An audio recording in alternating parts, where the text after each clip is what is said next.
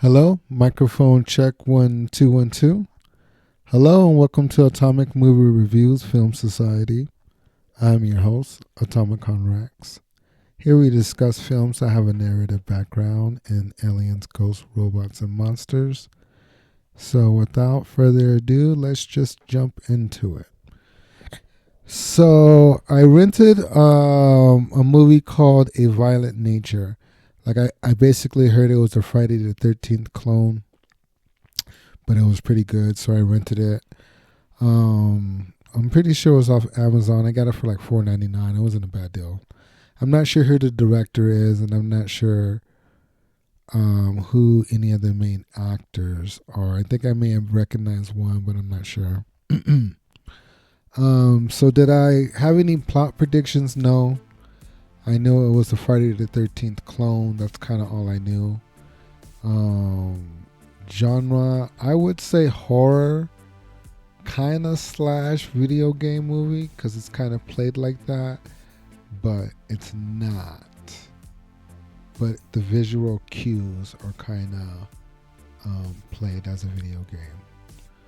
Hold on, let me get my notes here. Cinematography. It was a live action.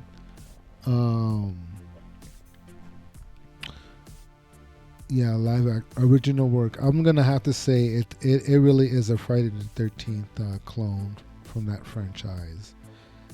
I'm not sure who owns the rights to Friday the 13th, but they dropped the ball on this one. Because I can imagine, like the writers came in, whoever pitched this movie told them, it was a Friday the 13th remake, and they're like, no, we did like 10 Halloween remakes the last 10 years, so we don't need to do a Friday the 13th one. And they haven't really done anything new. They're just like updated versions of the original movie. But this one, it's a different movie, so I can't really say it's Friday the 13th. It's a completely different movie.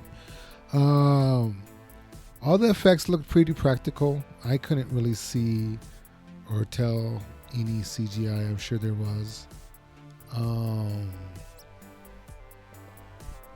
TV tropes. The main TV trope was the contact modality. Basically you touch something or you take something and you carry it, and then like the curse follows you, right? I remember listening to this one story about this journalist, right? And he's doing this research on Skinwalker Ranch, right? And they tell him not to take anything from the ranch, right? Because you'll end up getting haunted. Now they tell him that. They do all kinds of prayers and rituals before they go into the ranch. They do the whole thing, right? Well, he goes home and he realizes that he took this bundle of twigs home with him, right? They're just twigs, but they were bound. They were wrapped up. And he couldn't believe that he ended up taking something he didn't believe that he consciously took it. He felt that he was compelled to take it, right? But anyways, to make a long story short, he ended up becoming haunted, right? He ended up seeing weird shit, having weird dreams and things, plates and stuff just flying out of his cabinets and all kinds of weird stuff. So that's what a contact modality is. It's something basically haunted that the ghost uses to basically track you with. It's like a tracking device. Never really thought of it like that, but it's kind of what it is. Tracking device in a spiritual, ghostly way. Okay, moving on. Hero. I would say the cop is in this one. It's kind of, there really isn't no hero. It's kind of just a slaughter fest, because this thing's like an undead zombie, unstoppable behemoth. And there's some crazy scenes in this movie. So villain. It's a Jason knockoff zombie. He's cursed. He's just a cursed zombie. basically if you return the contact modality, he'll stop chasing you. That's basically how it plays out. Damsel in distress. There's a last girl. Like I said, there's not really any sidekicks because there's not really any heroes. Like everybody is just kind of picked off one by one and slaughtered.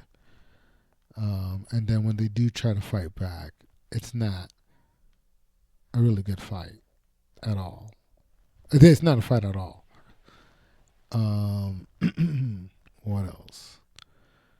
Weapons. Yeah, there's various guns used. I don't even know what its name was. Had a hook and an axe, and how it played out, how he got that was pretty cool. Like I never got into Jason or Friday the 13th, but watching this movie, I might watch the original ones and see what they're really all about, because I thought it was the dumbest thing. Like I thought Jason Voorhees was the dumbest thing, but watching this one and like really how they really express the supernatural element of what Jason Voorhees may be or is, I kind of understood it, a lot more. Like it has super strength, and it's really unstoppable. Like you could shoot it and slow it down, but you're not stopping it. And it is a zombie because it comes out of the ground, so it was like it doesn't have a proper burial. It's kind of like one of those creep shows where something comes out of the ground every 30 days or something like that and eats something. It's kind of one of those zombie things, and I never thought of Jason like that. Like I thought he was just some undead serial killer going around killing a bunch of little kids.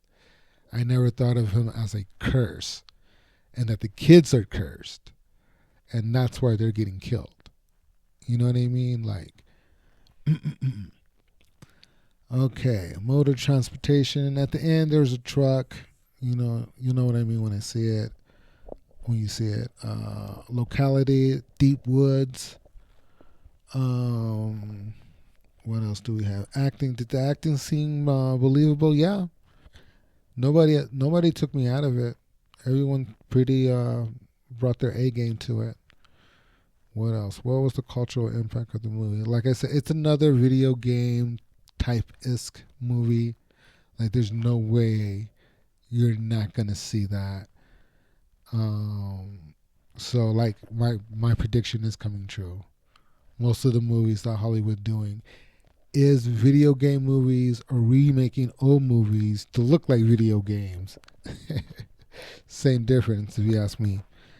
All right, rating system. I mean, I saw it on streaming, so I rented it. I don't think you can see it in a theater, but I do believe it's Blu-ray worthy. I'm gonna buy it. I'm really gonna buy this movie. Summary and recommendations. Okay, so what movie did we watch? Oh, my notes are over here. A Violent Nature. It's a horror movie. It's kind of a Friday the 13th knockoff. It's a slow burn. Like when they said like there's a lot of walking, I kind of went in there knowing that there was going to be like long draw periods of walking. But it's like 90% walking. The kills are great, but just so you know, like you can literally probably cook an omelet while he's walking through the forest. Eat the omelet, come back to the TV, and he'll still be walking in the forest. Like it's 90% walking. So I do recommend watching this bad boy. Atomicon Rex out. Talk to you guys later. Bye bye.